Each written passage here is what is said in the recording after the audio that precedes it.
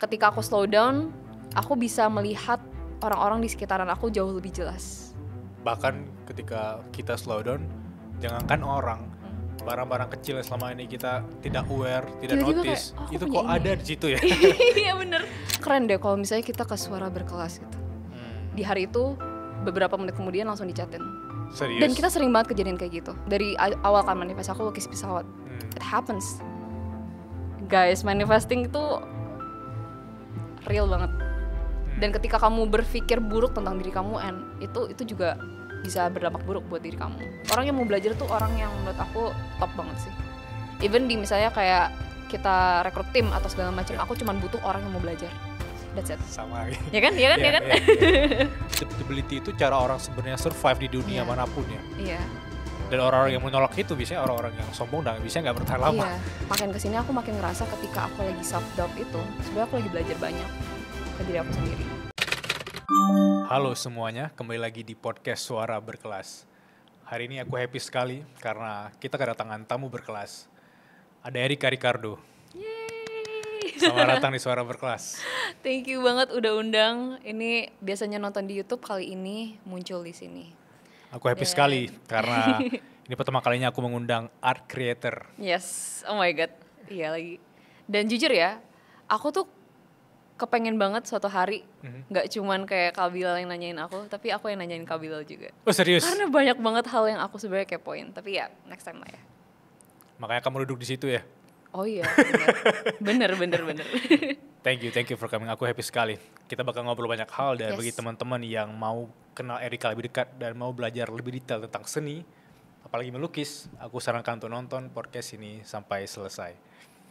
Erika, aku ngelihat sisi yang jarang orang punya, terutama wanita, ini mana masih 20-an awal tapi punya level confidence yang tinggi sekali ya.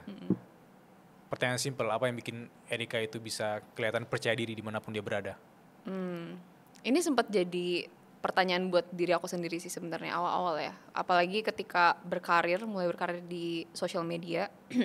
Kalau orang-orang bilang sosial media itu isinya beragam banget, bahkan bisa dapetin hate comment kapan aja.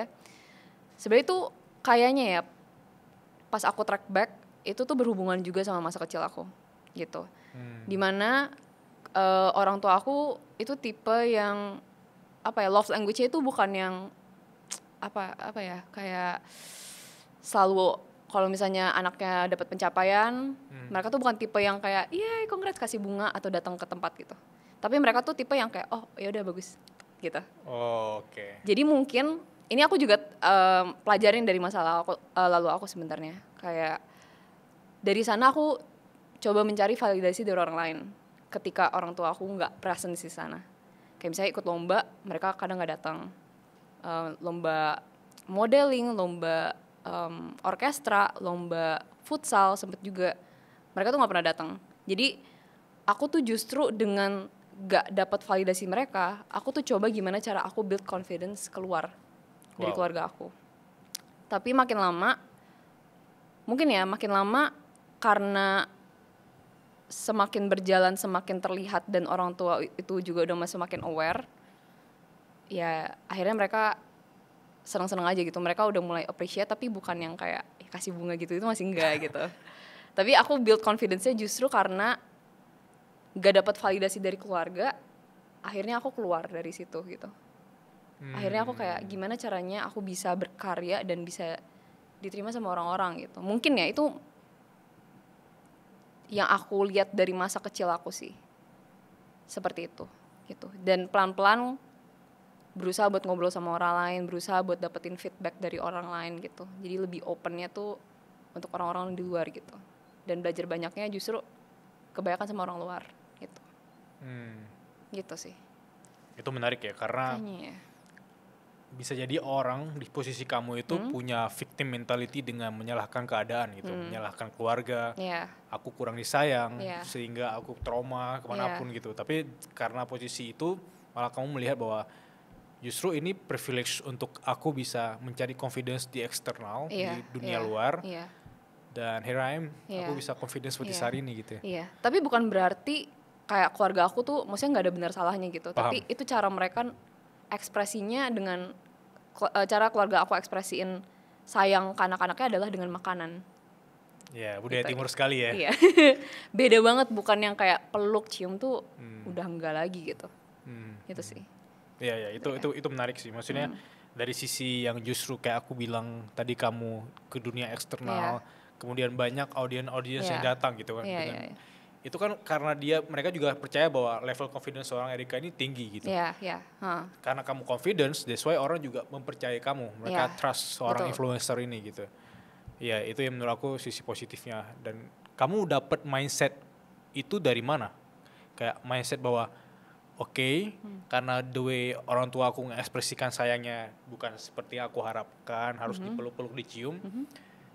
Justru bisa bikin aku percaya diri untuk ngelakuin apapun agar memang nantinya dapat support atau apresiasi dari luar gitu. Jujur itu agak masih bingung ya, karena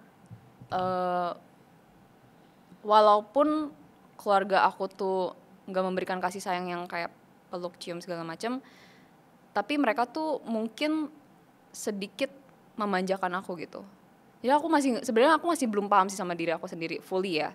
Tapi ketika aku ngomongin soal confidence, karena itu build-nya dari kecil, dan aku ngerasa ketika aku jadi ketua kelas misalnya, setiap tahun tuh aku pasti selalu jadi ketua kelas. Dipilih atau kamu yang mencalonkan diri? Mencalonkan diri dan dipilih.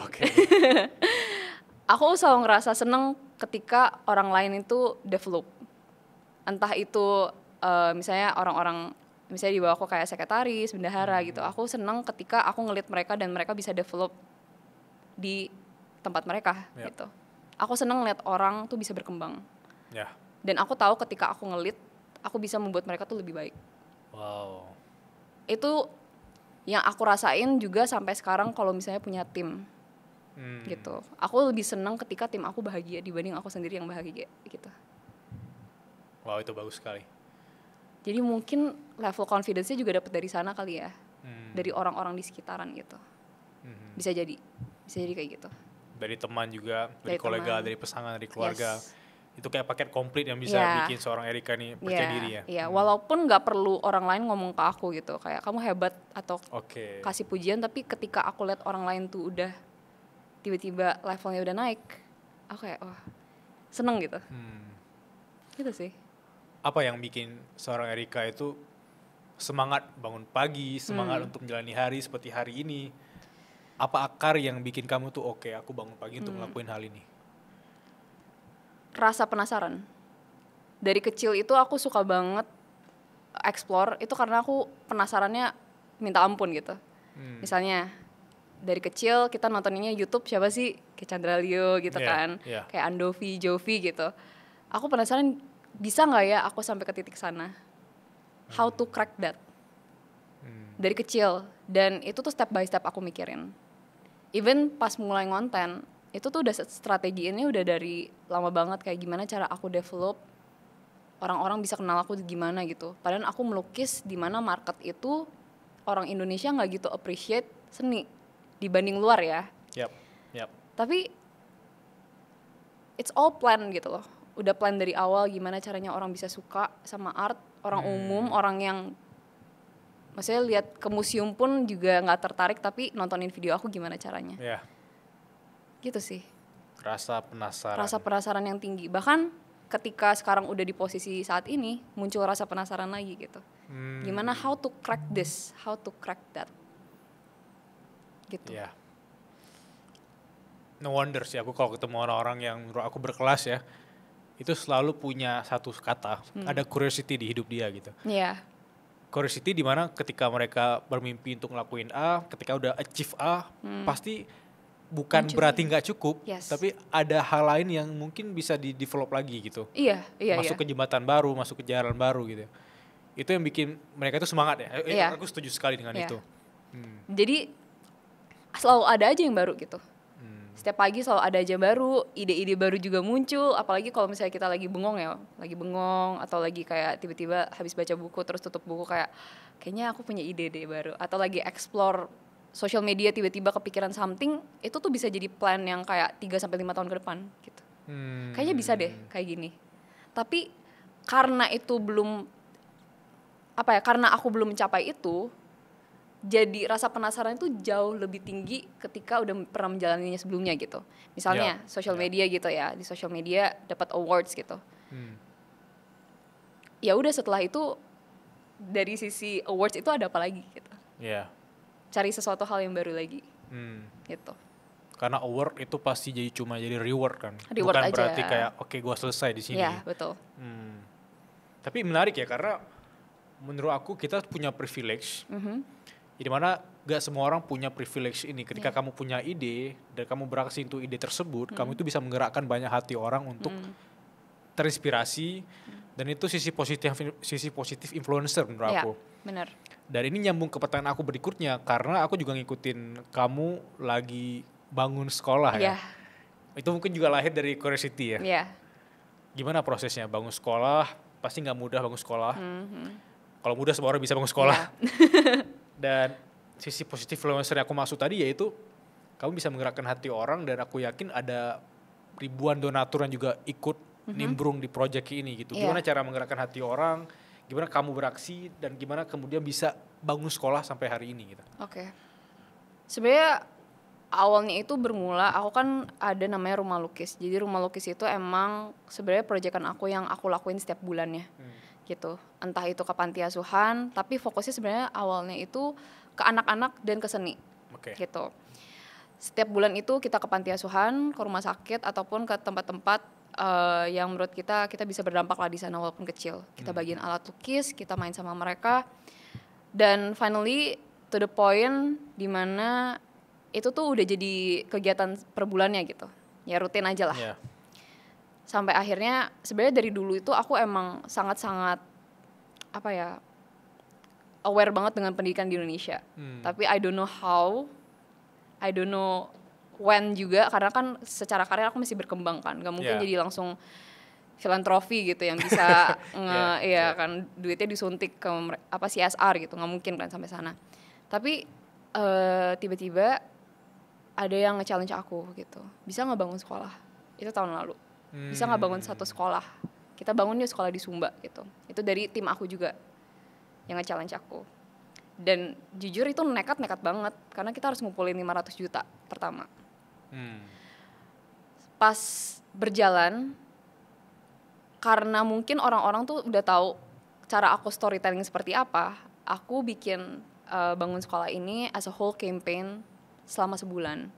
Karena aku ngerasa ini harus di build up, dan awareness ke masyarakat ini harus di build up. Jadi kita bikin campaign dan storyline. Dan tiba-tiba kurang dari 2 minggu langsung kumpul 500 juta itu. Kurang dari 2 minggu. Gitu. Dan aku kaget ternyata, ya aku udah tahu sih sebenarnya orang Indonesia itu emang orangnya suka berbagi. Gitu. Tapi mungkin dengan cerita dan dengan cara mereka jadi ngerasa kayak kalau aku ikut berdonasi, aku adalah bagian dari sekolah ini. Gitu. Dan ini adalah bentuk di mana aku dan followers aku tuh bersatu. Nggak cuma aku sendiri. Gitu. Dan bangun sekolah itu kita pakai daur ulang plastik juga.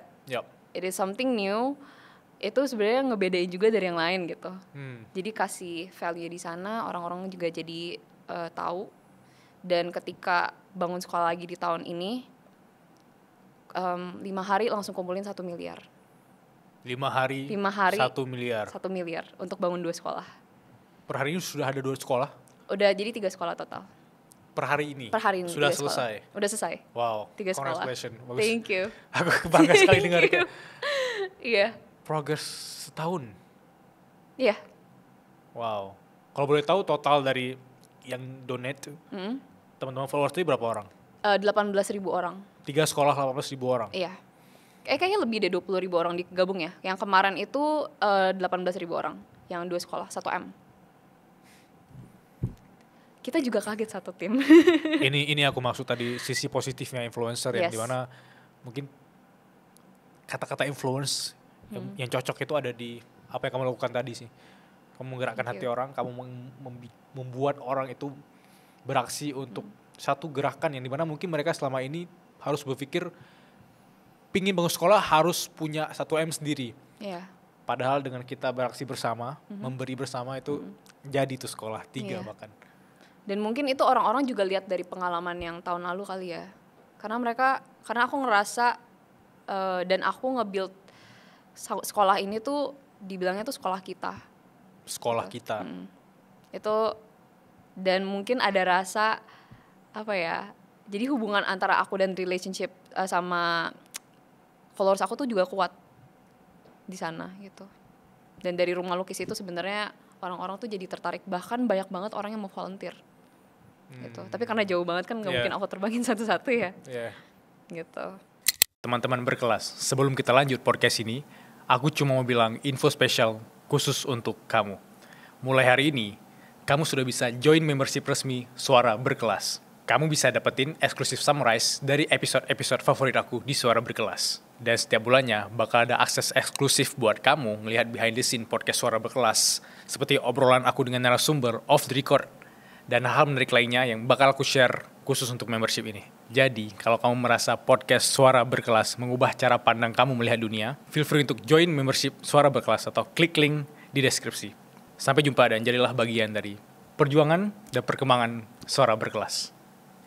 Prosesnya dengan masyarakat lokal, atau gimana perasaan kamu per hari ini, atau what's next itu kalau dijadiin satu dalam waktu 5 menit ke depan, kamu bakal ceritain apa?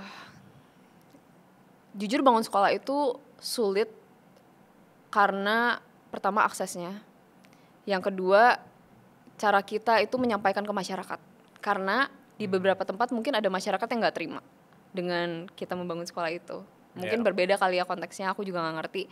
Tapi struggle dibangun sekolah adalah sebenarnya kalau aku sendiri ya, gimana cara orang-orang tuh aware kalau pendidikan di Indonesia tuh masih parah banget. Gitu. Masih belum rata ya? Masih belum rata. Itu satu. Dan sebenarnya kalau dana, aku yakin banyak orang baik di luar sana, jadi itu bukan something yang matters. Maksudnya something yang aku harus pikirin itu menjadi sebuah masalah gitu. Tapi yang aku lebih mikirin adalah gimana ya cara sekolah ini tuh justru jadi bukti untuk government juga ngelihat kayak emang banyak sekolah itu yang harus diperbaiki sebenarnya. Ini tuh, dan fun fact di sekolah pertama, ya udahlah ya, di sekolah pertama ini pas kita bangun, pemerintah tiba-tiba bangun di sebelahnya. Dan itu tanpa kita ketahui sama sekali. Tapi ini juga jadi positif karena ketika aku bangun sekolah di sana, pemerintah aware, orang-orang udah aware. Di sana pemerintah, maksudnya mereka juga support gitu. Jadi that's the good thing gitu. Ya, itu tapi harus didorong tadi. gitu. Ya, itu sisi positifnya. Iya. Kalau kita memilih untuk melihat sisi negatifnya bisa aja tadi. Iya. Tapi sisi positifnya itu. Iya. Dan akhirnya they aware tentang daerah itu, yang sekolah pertama aku kan lumayan terpencil ya. Mereka akhirnya aware dan mereka fokus beberapa SD tuh direnov gitu. Setelah aku bangun sekolah di sana. Tapi pertanyaan simpelnya, dengan kamu bangun sekolah kan berarti belum selesai. Kamu juga harus mikirin bagaimana SDM-nya, guru-gurunya dan lain-lain. Itu prosesnya seperti apa? Jadi kalau kita itu emang kerjasama sama yayasan, namanya Happy Hearts, dan kita tuh sepakat untuk pantauin mereka selama 3 tahun full. Ngajarin ke guru-gurunya seperti apa, tahapannya seperti apa, gimana sih cara sekolah itu bisa berkembang, kita ajarin full selama 3 tahun. Makanya dari aku juga setiap tahun bakal selalu visit ke sekolah-sekolahannya sih. Dari yang Sumba 1 sekolah, Lombok Timur 1 sekolah, Lombok Utara 1 sekolah. Gitu. Aku rasa banyak teman-teman aku yang berdampak besar bagi orang sekitar dia atau membuat perubahan besar di negara ini, pasti ada fase di mana mereka self-doubt gitu, kayak orang lain bakal ngehujat juga. Even kayak Mr. Beast saja banyak beraksi malah nggak disenangi sama orang kan. Kamu pernah nggak di fase punya aksi sebesar ini, kayak self-doubt atau negatif self-talk menguasai diri kamu, atau kamu baca komen-komen yang mungkin ada aja sisi negatifnya menghadapi kamu, dan bagaimana kamu overcome itu gitu? Aku ngerasa dulu ya mungkin ada saatnya di mana aku burn out, itu tahun 2022. Karena pikiran aku tuh terlalu fokus ke sosial media, kayak hidup aku tuh aku taruh di sosial media. Dan itu not good kan? Ya tapi mungkin orang-orang content creator di luar sana mungkin pernah ngerasain itu. Normal. Ya, dan setelah burnout itu akhirnya aku mulai eval diri sendiri. Sebenarnya aku rutin sih mengeval diri sendiri, kayak aku karena suka tulis buku, journaling segala macam, aku masih melakukan itu. Dan yang aku tangkap sebenarnya makin kesini aku makin ngerasa ketika aku lagi self doubt itu sebenarnya aku lagi belajar banyak ke diri aku sendiri. Jadi dan ketika misalnya aku ngelihat fase aku nggak se-growing content creator A gitu, atau content creator B, atau aku lagi nggak bikin something big gitu di social media aku, dan aku ngerasa kok aku gini-gini aja ya. Tapi di saat itu aku ngerasa aku belajar banyak, lebih banyak dibanding aku mencapai sesuatu.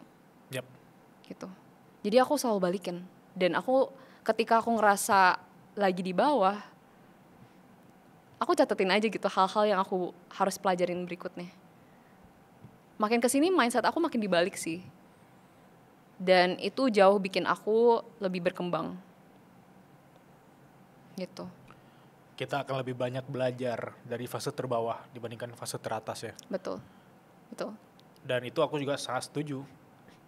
Karena dari fase terbawah itu, kayak kata Erika tadi, aku lebih sering mengevaluasi bahwa kenapa ya aku melihat bawah ini sebagai hal yang aku benci, padahal enggak. Justru bawah ini untuk kita mulai lagi kan. Iya. Kita merangkak lagi kan. Dan kalau diingat-ingat, fase-fase terbaik aku juga fase-fase di mana aku tidak punya apa-apa gitu. Justru itu challenge-nya. Iya. Dan ketika kita punya segalanya, justru kayak Erika bilang tadi, ada plan baru harusnya. Iya. Ada tantangan baru harusnya. Bener. Bukan yang bikin kita puas gitu ya. Bener. Karena ketika kita achieve something, orang-orang kasih kita pujian gitu. Kita mau belajar apa dari pujian itu? Oke, mungkin itu self reward buat diri kita. Benar. Tapi what's next for you gitu? Apakah dengan award ini kamu udah selesai gitu? Nggak dong gitu. Iya. Emang kita manusia diciptakan bukan untuk nyaman-nyaman terus sih. Iya. Justru bagusnya kayak Erika bilang tadi, belajarlah nyaman dengan ketidaknyamanan gitu. Kalau di fase bawah itu ya harusnya kita yang harus cari tahu nih cara keluarnya seperti apa. Dan kalau kita sudah tahu cara keluarnya seperti apa, ada jutaan orang di luar sana yang juga sedang di fase itu dan ingin belajar dari kita untuk keluar dari sana kan. Bener. Ya, itu yang aku senangi juga dari sisi konten, berkarya. Kita kasih solusi dari problem-problemnya mereka. Iya. Bahkan dari cerita-cerita kita juga bisa gitu. Iya. Lebih orang-orang jadi terinspirasi dari cerita kita sebenarnya. Yeah. And that's nice. Dari sekian karya yang pernah Erika bikin per hari ini ya, pasti ada karya-karya yang mungkin tidak akan pernah kamu lupakan dan sangat luar biasa di hidup kamu gitu. Boleh ceritain nggak satu atau dua karya yang mengubah hidup kamu dan bisa kamu banggakan sampai nanti kamu tua bahkan? Mungkin karya pertama adalah waktu aku SMP, aku mulai jualan lukisan kan. Karya pertama yang aku jual harga termahal saat itu. Oh really?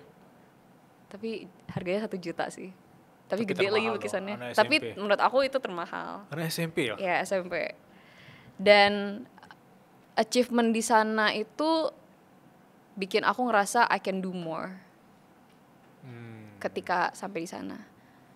Tapi di sisi lain aku agak sedikit menyesal sebenarnya menjual itu, tapi itu jadi pembelajaran juga gitu. Karena 1 juta doang kayak bisa lebih gitu. Tapi ya itu pertama. Yang kedua adalah karya yang akhirnya aku lelang buat sekolah. Karya pertama karena aku dan karya aku tuh lumayan menyatu, nggak bisa aku pisahin sebenarnya. Wow. Karena aku bahkan sampai sekarang aku masih nggak mau jualin lukisan-lukisan aku. Tapi karena I know the greater purpose itu untuk sekolah itu, dan orang yang beli juga aku ngerasa akan menyayangi lukisannya juga. Jadi aku akhirnya lelang lukisan itu karena itu meaningful. Kedua lukisan itu dibuat di saat aku lagi nggak baik-baik aja. Kayak di fase terendah tadi kan? Iya. Gitu. Aku penasaran lukisan pertama itu yang dijual 1 juta, apa gambarnya, apa motivasinya di sana, apa isi kepala anak SMP itu gitu. Lukisan pertama aku adalah lukisan kapal. Bayangin aja lukisan kapal gede kayak kapal pinisi gitu di air yang tenang. Jadi di masa SMP itu aku ngerasa ketika ngelukis ini tuh aku tuh sedang berlayar dan menuju ke suatu tempat, tapi nggak tahu sebenarnya arahnya kemana. Karena airnya tenang kan, tapi arahnya itu bisa kemana aja. Dan yang harus ngelit adalah diri kita sendiri. Itu yang lukisan pertama. Yang lukisan kedua itu aku suka banget binatang manta ray sebenarnya. Dan manta ray itu sebenarnya kayak burung di langit, tapi ini ikan di laut gitu, yang terbang bebas kemana aja. Dan itu di masa aku ngerasa aku mempertanyakan kebebasan aku sendiri. Apakah aku harus sebebas itu menjadi orang, atau sebagai manusia ini harus ada boundariesnya sampai mana? Sampai mana untuk achieve things itu juga harus ada boundariesnya. Sampai mana kita explore sesuatu itu juga ada boundariesnya, karena kita tuh punya orang-orang lain di belakang kita. So lukisan kedua itu tentang itu, about freedom, mempertanyakan freedom itu seperti apa sih di hidup gitu. Yang pertama tadi yang beli siapa? Nah jujur aku nggak tahu, aku lupa banget. Tapi kirim keluar kota waktu itu. Tapi jujur aku bingung banget itu. Tapi di fase saat itu anak SMP itu pasti sangat bangga dan bersyukur kan? Wah seneng banget, banget. Bahkan orang tua aku kaget. Kayak ini anak SMP udah jualan. Tapi orang tua sadar bahwa itu bakar kamu, dan mereka justru apakah nge-push bahwa kamu harus ngelukis terus, karena pada waktu itu kan tidak ada korelasi antara melukis dengan bikin konten kan? Nah, jujur aku harus ngomong sama psikolog sih, karena aku bingung banget sama diri aku sendiri. Orang tua aku itu nggak kasih aku ngelukis, nggak kasih aku bermain futsal, nggak kasih aku bermusik. Tapi backstory mereka adalah businessman gitu. Mama papaku berbisnis lah gitu, berbisnis, dan mereka nganggap seni itu tidak akan menghasilkan apapun. Dengan mereka ngomong seperti itu aja, aku ngerasa kayak enggak, ini aku harus pecahin omongan mereka yang ini. Jadi setiap kali misalnya aku ngelukis, sempat ada beberapa waktu lukisan aku alat-alat lukis aku dibuang, dimarah-marahin. Aku sempat main sepak bola, futsal juga main di sekolah, dibuang sepatunya.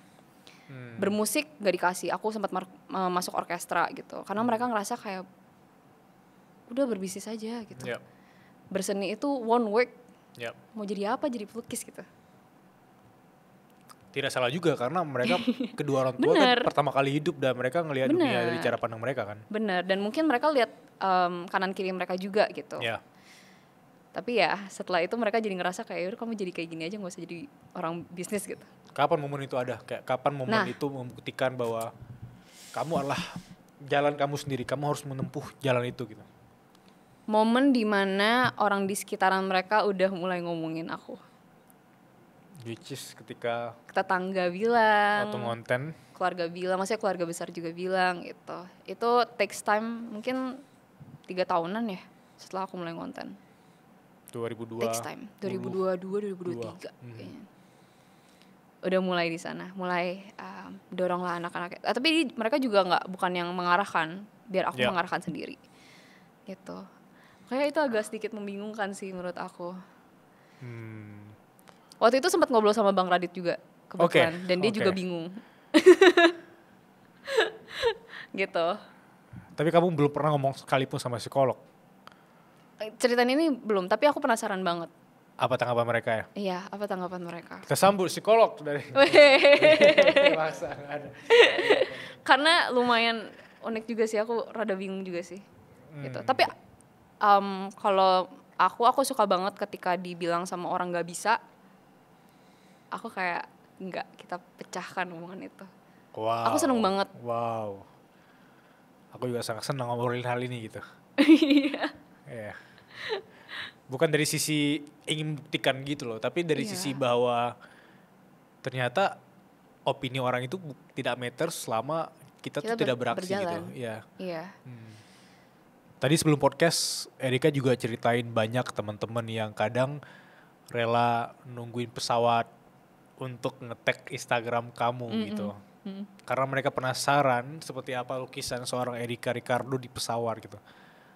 Berceritain ke aku dan teman-teman Suara Berkelas gimana prosesnya seorang anak SMP yang melukis kapal tadi yang menjual harga lukisan 1 juta rupiah sekarang sudah bisa melukis di pesawat. Wow, aduh, perjalanannya tuh panjang banget lagi. Mungkin sedikit aja kali ya. Nggak, kayaknya ini bakal panjang banget. Feel free, silakan.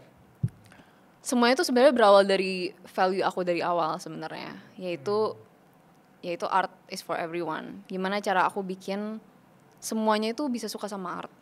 Dan itu tuh diawali dengan aku mulai ngontennya itu gimana cara orang cepet nangkepnya soal seni. Awalnya aku bikin lukisan berhari-hari terus aku posting gak ada yang lihat, sampai akhirnya aku bikin lukisan cuma 30 menit sampai 1 jam tuh orang lihat. Dan itu strategi campaign Lukisdi. Jadi waktu aku awal pandemi itu lulus SMA, aku langsung bikin series Lukisdi, di mana aku lukis di mana-mana. Lukis di tembok, lukis di lantai, lukis di kamar orang tua juga pernah gitu. Dan itu tuh attract banyak banget attention dari orang. Oh ternyata kita bisa ya, maksudnya seni itu ternyata ada di mana-mana, yang mereka pun nggak sadar gitu. Makin lama strategi aku adalah gimana cara orang-orang tuh udah melihat seni itu bisa upgraded dari hal-hal kecil di rumah tangga gitu. Upgraded lagi, kita coba approach lukis di mobil mewah waktu itu. Mobil mewah. Kita approach lukis di mobil Rolls Royce. Dan makin lama, yang awalnya aku sendiri, aku coba cari tim dan kita coba mikirin gimana cara bisa orang-orang tuh convince aku bisa lukis di tempatnya mereka gitu, which is mobil, media-media baru gitu. Dan disitulah orang-orang tuh juga penasaran. Erika nextnya ngapain ya habis lukis di mobil mewah, kok udah bisa nih, udah berhasil gitu. Aku kepengen buktiin lagi kalau dari seseorang yang mungkin alat lukisnya masih dikit, sampai sekarang itu bisa berkembang makin lama dan bisa mencapai apa yang mereka mau. Dan salah satu mimpi aku adalah lukis di pesawat dari dulu. Karena ngebayangin aja lukis di pesawat tuh sesuatu yang kalau orang-orang lihat tuh halu lah. Iya, benar. Kamu halu ya gitu. Tapi buat aku itu bisa dicapai satu persatu. Makanya dari awal itu strateginya. Dan fun fact, buat lukis di pesawat itu butuh aku 3 tahun untuk convince maskapainya. 3 tahun. Kamu udah mulai approach maskapai dari 3 tahun yang lalu. Oh, oke. Gitu. Nobody knows kan? Nobody knows about this. Dari 3 tahun yang lalu. Pelan-pelan aku nanyain, bisa gak ya lukis di pesawat? Tahun pertama mereka bilang gak bisa. Tahun kedua juga mereka bilang gak bisa. Dan tahun ketiga akhirnya bukan aku yang approach, tapi mereka yang datang ke aku. Gitu.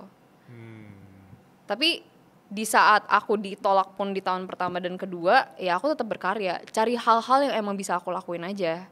Dan mungkin itu yang membuat di tahun kedua dan ketiga, tahun pertama dan tahun kedua itu karya-karyanya mungkin membuat mereka jadi, oke, kita bisa nih sama Erika gitu. Dan waktu itu mereka yang approach ya. Waktu itu kita yang kaget justru. Ini beneran nih gitu. Dan prosesnya juga kita udah lama ngerjainnya, mungkin dari awal tahun ini sampai akhirnya launching itu juga lama prosesnya.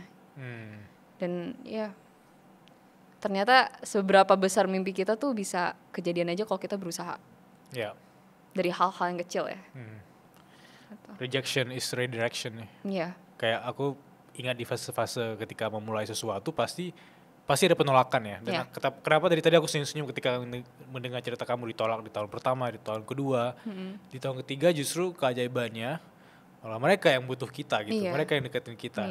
Itu adalah bukti bahwa ketika fase gagal bukan berarti kita berhenti, tapi fase gagal yaitu kita belajar lagi, kita keep showing up. Dan karena kamu udah keep showing up tadi, kayak kamu tetap penasaran, tetap berkarya, orang kan ngelihat gritnya, kegigihannya seorang Erika. Dan akhirnya mereka yang datang. Itu analogi yang simple yang semua orang ngomongin tentang bagaimana caranya jangan ngejar kupu-kupu tapi bangun tamannya gitu. Benar. Itu contoh yang menurut aku patut kita acungi jempol sih, keren banget itu. Dan aku ngerasa banyak banget struggle di teman-teman aku yang, maksudnya aku selalu bilang gitu ke mereka, jangan sampai akhirnya kalau kalian lagi gagal, kalian ditolak, kalian tuh berhenti di sana. Karena kan pikiran kita tuh kadang jahat sama diri kita sendiri. Pastinya. Justru kita tuh harus, makanya orang bilang the biggest investment itu ourselves. Karena ketika kita baca buku, kita mempelajari banyak hal, kita tuh justru bisa memutarbalikkan negative thinking kita. Yes. Dan makanya aku langsung bilang, kayak aku selalu bilang ke teman-teman, baca buku yang banyak gitu.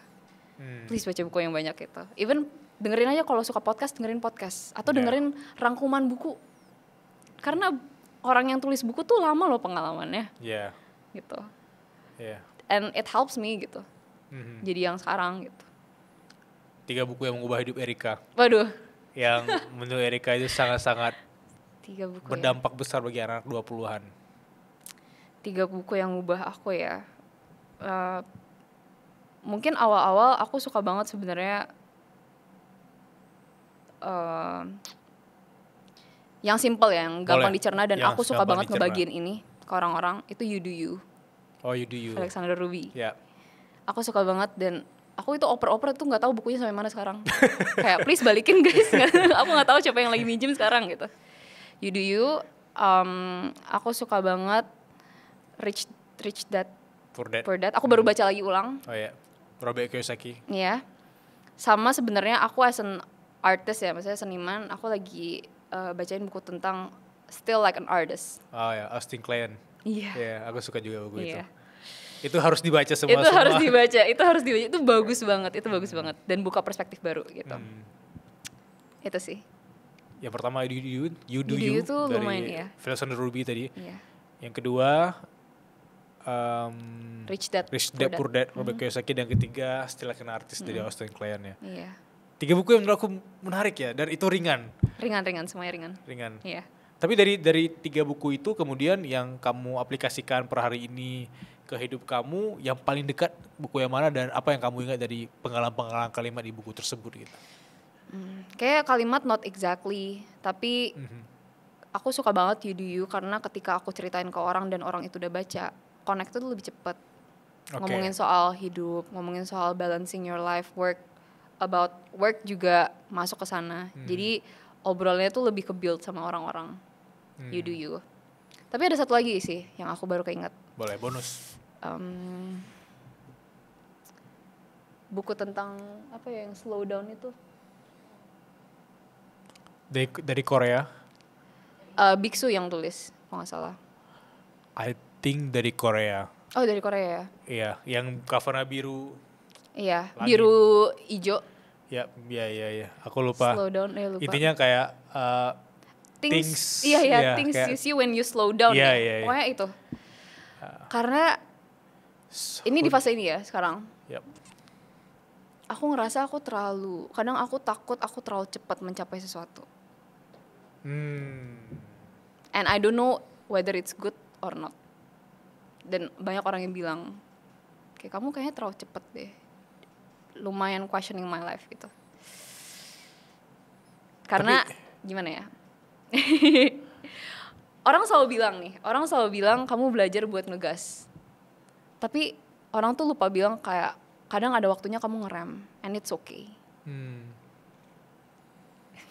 Apa justru ketika kamu menyadari kamu terlalu cepat ini, 4 tahun terakhir kamu tidak mindful? Oh, mindful. Tapi questioning aja sih. Terlalu cepat Kayaknya. Gitu. Aku bukan pertama kali yang ngobrol sama teman-teman aku yang menurut aku sudah cepat. Mereka questioning apakah terlalu cepat gitu. Kayak apinya itu udah mulai hilang karena terlalu cepat membakar di 2 tahun 3 tahun awal. Oh enggak, apinya justru makin gede. Oh, oke. Tapi aku takut. Karena semakin gede? Atau Gak karena tahu apa? what's next. Kayak gimana ya? Kenapa banyak orang mungkin yang kaya banget entertainmentnya tuh aneh-aneh makin lama? Karena ketika mereka udah achieve itu, entertainment buat mereka tuh akan berubah. Dan aku ya sempet maksudnya kayak takut ke arah sana gitu.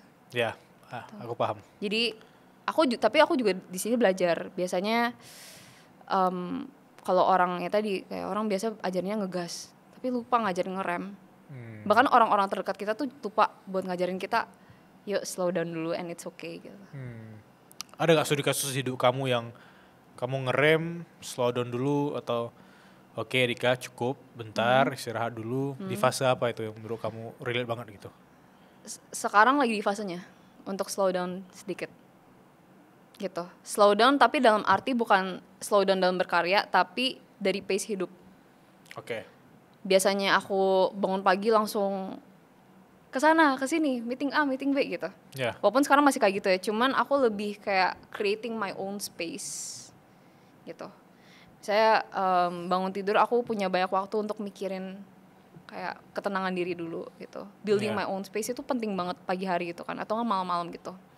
Lebih banyak dibanding sebelumnya gitu. Walaupun masih tetap berkarya, Ya.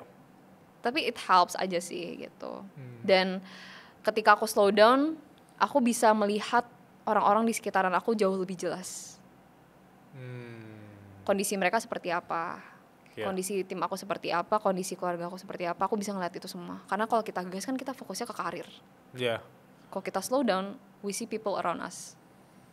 Aku setuju sekali. Bahkan ketika kita slow down, jangankan orang, barang-barang kecil yang selama ini kita tidak aware, tidak Tiba-tiba notice, kayak, itu aku kok punya ada ini di situ ya. Iya bener. Dan lebih appreciate the small things in our life. Gitu. Sekarang lagi di fase itu. Paling simpelnya ketika aku juga lari pagi misalnya di sekitaran kompleks Ya. itu kayak kok selama ini aku nggak pernah lihat ini loh. Ya, bener. Iya kan? Pasti ada fase itu ya di hidup ini. Iya. Padahal itu kita udah sering lewatin itu berkali-kali gitu misalnya. Itu it helps. Dan jarang banget orang ngomongin ini sih. Kebanyakan gimana caranya sukses, gimana caranya ini itu gitu. Tapi lupa ketenangan diri. Itu penting padahal. Ini salah satu conversation yang aku senang di Suara Berkelas ya, karena kita nggak sekedar ngomongin tentang sesuatu yang besar kayak sukses, pencapaian dan lain-lain, tapi kita tarik balik yang kata kamu tadi, ada remnya, dan kita lihat di sekitar kita dulu, syukuri apa hal kecil yang kita punya, keluarga, teman-teman, pasangan dan lain-lain. Itu justru bikin kita lebih mindful. Dan itu tidak menutup kemungkinan justru dengan berpikir seperti itu, sukses itu bisa datang gitu. Iya. Orang selalu bilang ketika kamu bisa ketika kamu bisa all out, the rest will follow. Makanya dari dulu patokan aku tuh nggak pernah yang aku mau mencapai duit segini, kayak nggak sampai situ. Lebih kayak aku pengen lukis di pesawat suatu hari. Yap. And the rest will follow. Setuju. Gitu. Intensinya berbeda. Iya. Tapi biasanya rewardnya justru luar biasa, lebih luar biasa dibandingkan kita ekspektasikan ya. Iya. Ya. Justru dulu aku juga bisa cocok sama yang kamu obrolin tadi ya. Justru Gimana nih? aku punya aspirasi dulu pengen bikin talk show ya. Dulu tuh 8 tahun yang lalu ketika baru-baru ngonten kayak. Iya. Mungkin kan podcast bukan format yang rame waktu itu ya. Betul. Tidak menarik dengerin podcast 2018, 2017 ya. Benar. Justru pengen kayak talk show-nya Oprah gitu, kayak di Indonesia mungkin kayak Andy. Ellen Show. Ya, di Ellen Show. Pengen undang orang-orang berkelas untuk datang ke talk show aku gitu. Tapi aku tidak kebayang apakah itu bisa terencana dan bisa dilakukan secara beruntun dan apakah itu masuk akal bagi seorang anak daerah kayak aku.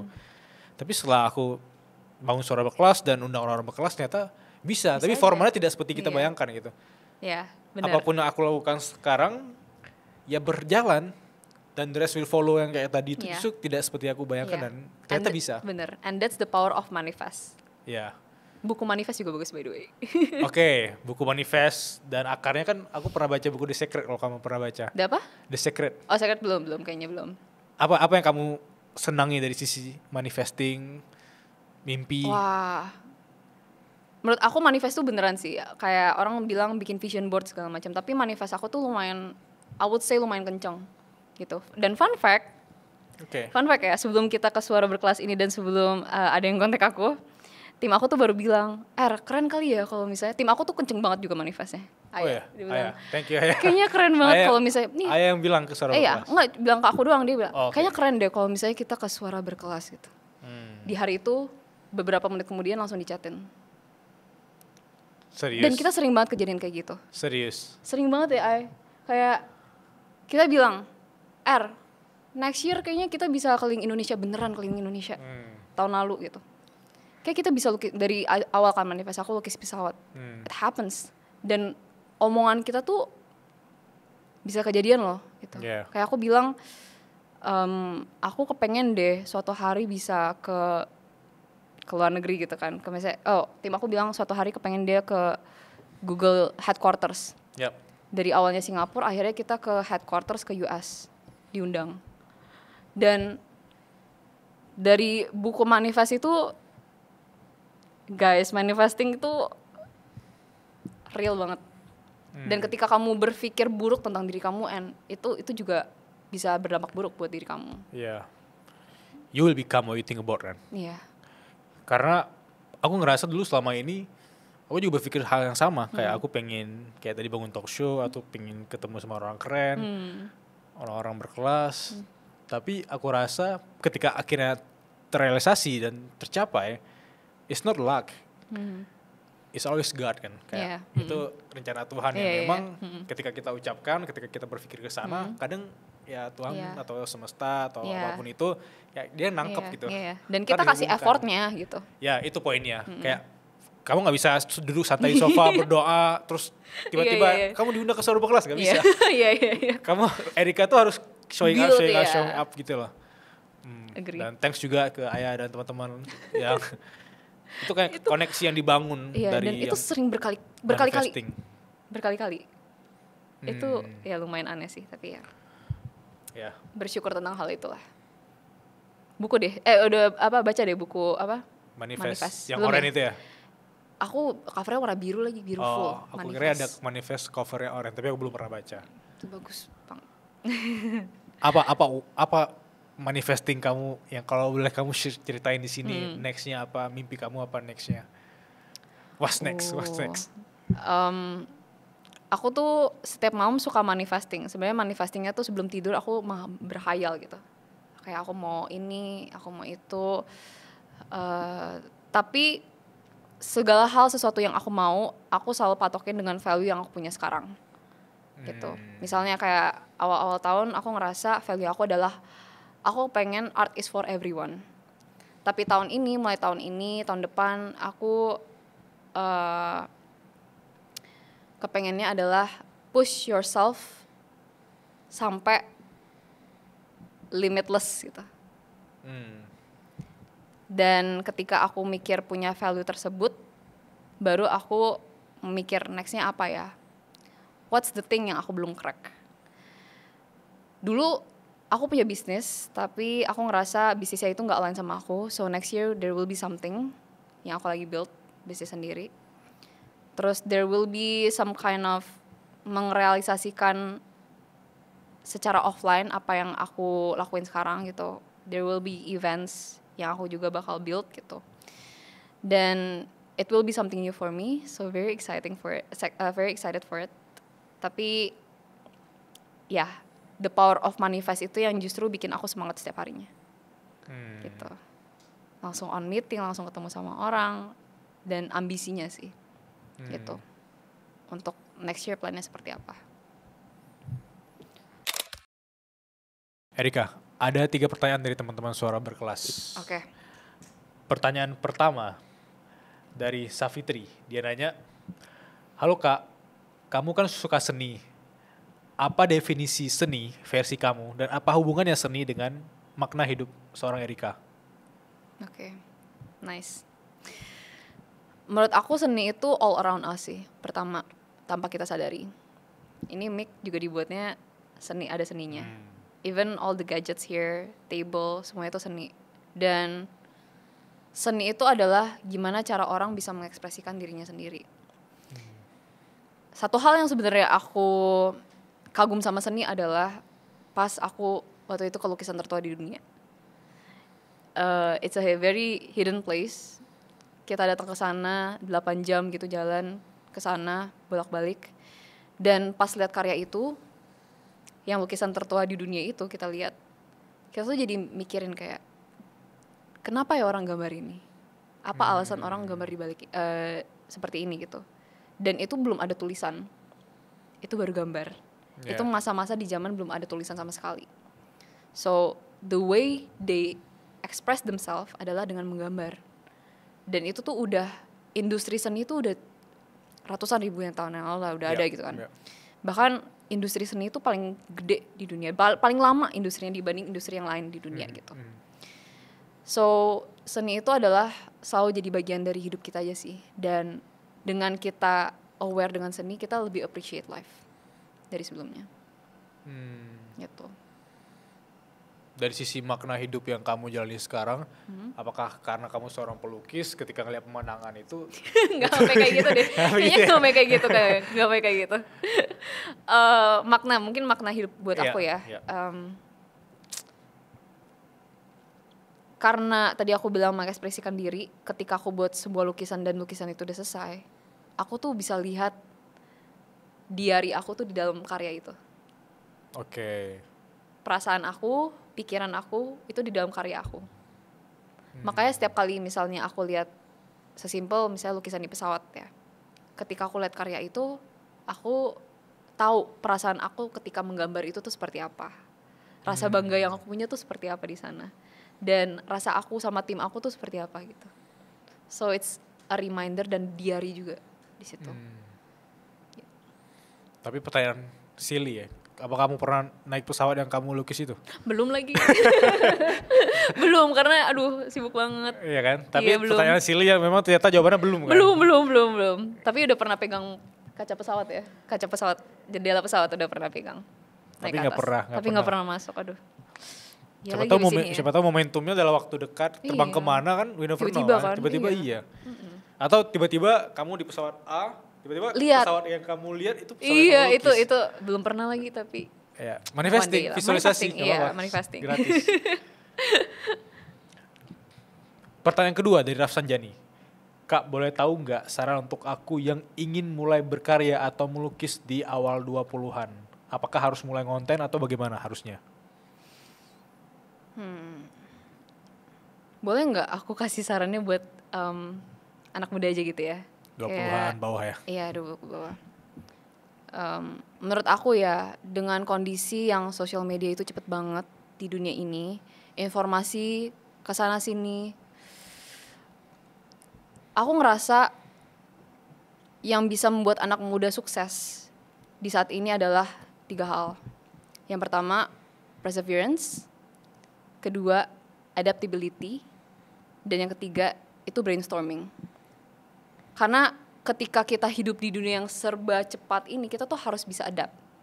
Kita juga harus punya kegigihan dan kita tuh harus bisa melatih otak kita tuh buat cepet gitu. What's next gitu. Dan ketika kalian punya 3 skill ini, it will help your career gitu. Gitu. Dan dengan punya dari 3 hal itu, kita tuh bisa build 3 hal ini dengan menjadi orang yang disiplin. Gitu. Dengan disiplin dan konsisten. Itu, dan menurut aku dengan anak-anak muda sekarang yang kadang aku ngelihatnya mereka terlalu banyak consume rather than creating. Gitu. Menurut aku itu sih yang harus dikejar ya gitu. Dan yang menurut aku skill yang harus dipunyain sama anak-anak muda sekarang. Perseverance, adaptability, dan brainstorming. Yap. Sebenarnya kata-kata adaptability di tengah aja itu bisa menggambarkan poin 1 dan poin kedua, kayak tidak ada kata untuk benar-benar stable gitu loh. Yeah. Kita tuh harus adapt, kayak even misalnya dulu orang semua ngejar bikin YouTube. Ya coba bikin YouTube kan. Yeah, yeah. Sekarang orang udah mulai ke short form, coba Yeah. adapt ke short form. Iya. Sekarang orang udah bikin carousel segala macam, Yeah, coba yeah. adapt ke short form. Itu menurut aku adaptability itu cara orang sebenarnya survive di dunia Yeah. manapun ya. Iya. Dan orang-orang yang menolak itu biasanya orang-orang yang sombong dan biasanya nggak bertahan lama. Iya, benar. Dan justru kalau misalnya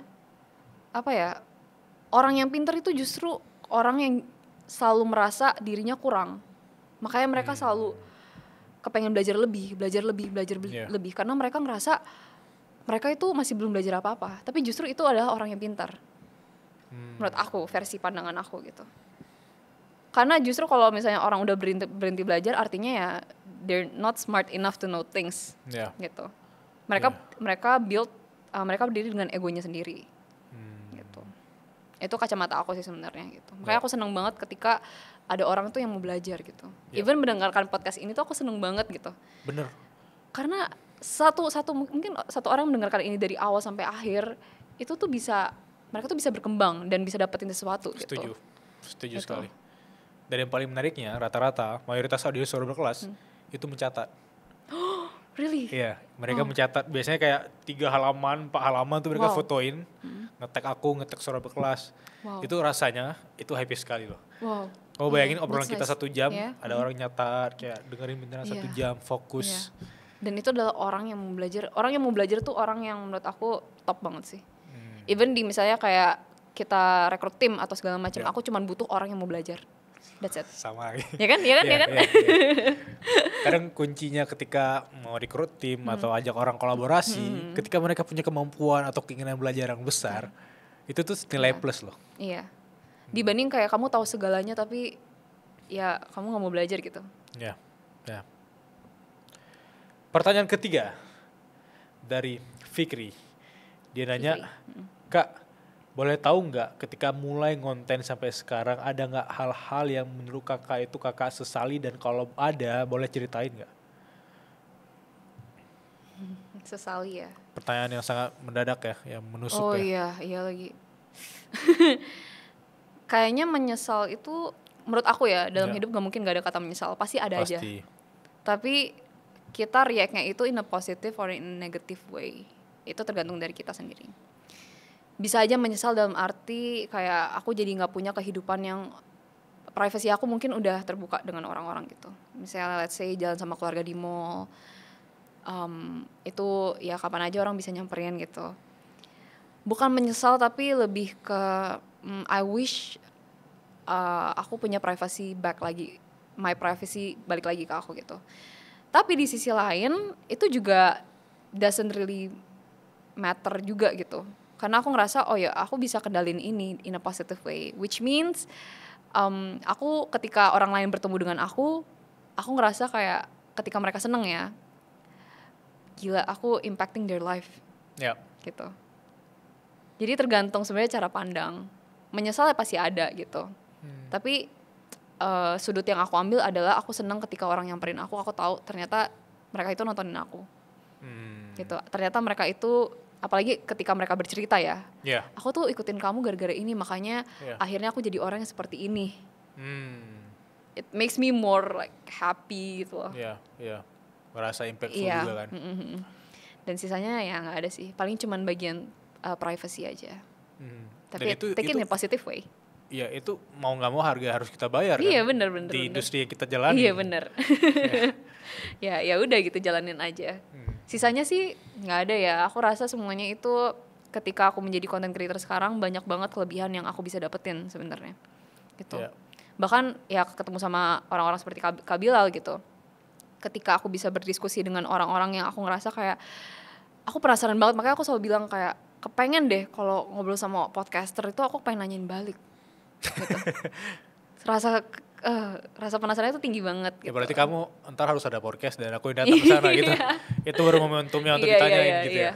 Karena penasaran isi pikiran mereka tuh seperti apa sih gitu. Dari aku yang terakhir ya.